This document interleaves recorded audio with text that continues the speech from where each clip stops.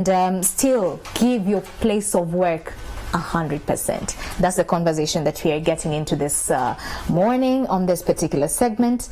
Yes, and I'm joined in studios by Mr. Solomon Seruwo. He is an agronomist at Bukola Chemical Industries. Thank you so much for making time. Welcome to the show. Thank you. All right, so we have a majority of farmers, and I'll tell you, it's hard to get into an office or a company and miss a farmer. Someone who is telling you, hey, my investment or side biz is farming. So today we want to give them tips. We're getting into the weekend. A majority will say that through the week, I'm just here on phone with my farm managers. First, is that effective? Is it advisable? Well, it's a growing trend by what you've called corporate farmers. Yeah. To get involved in their farming business by using their phones. And what we see is that, of course, even with the phones, sometimes they find time to visit their farms, maybe over the weekend when they are not heavily involved in their day-to-day business. Mm-hmm. Certainly, where ICT is going and at the rate at which everything is unveiling, the use of tools such as phones and several other gadgets as they may come cannot be underestimated. Correct. It is something that can be done, however, with quite a lot of caution.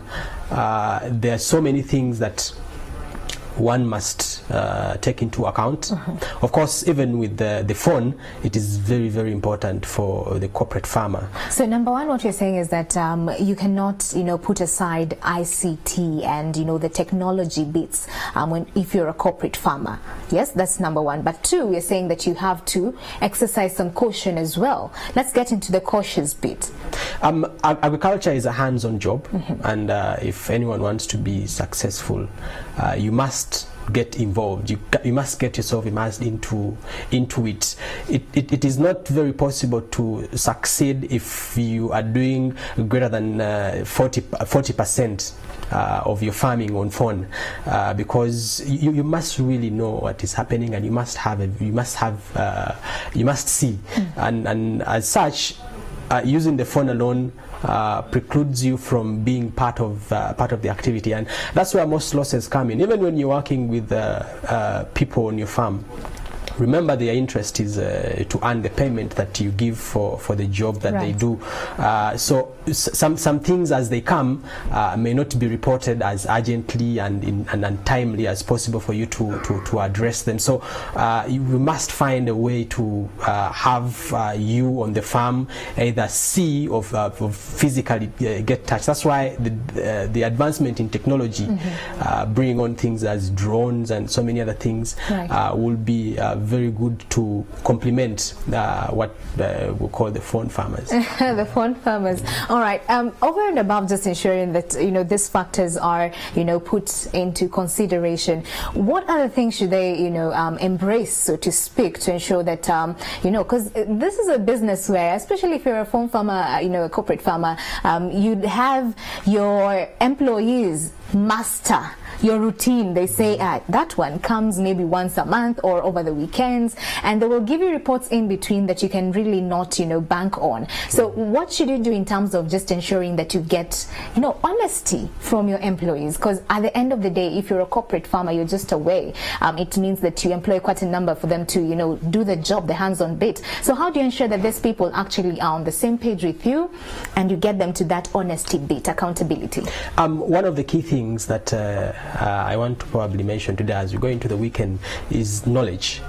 Knowledge is very key. Even as you farm on phone, you see it's way easier having information through the phone and allowing yourself to digest it and understand and take action as required. That only happens if you have obtained sufficient knowledge over time in the farming field. I wouldn't advise someone to right away go into farming and they're going to do it on phone when they have no idea the kind of environment they're going to be farming, right. The kind of crop, the requirements, and so many other things. So knowledge is very key, and if you can't have it in the shortest time possible, then you have to spend time on employing people that have the right knowledge. What we see around is that, of course, most corporate farmers get help from the people around the areas where they farm, who probably have a bit of the experience, but the knowledge to really digest information and have it worked on in the right way is also kind of a bit tricky. So we want to strongly advise the phone farmers to acquire as much knowledge as possible. And I mean, with this knowledge, you don't necessarily have to be on the farm or something. Even when you're seated down in your workplace, you can afford to Google up a few things, get in touch with a few experts, and ask and get yourself acquainted with the kind of business you're in. Okay, and if you can afford it, ensure that you put in place structures. Exactly, put in place structures that will help you sort things out. Okay. And get connections.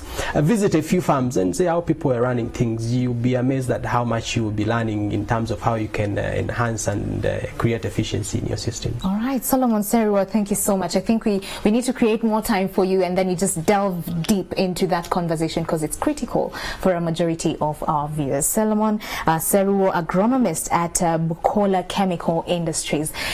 Yeah.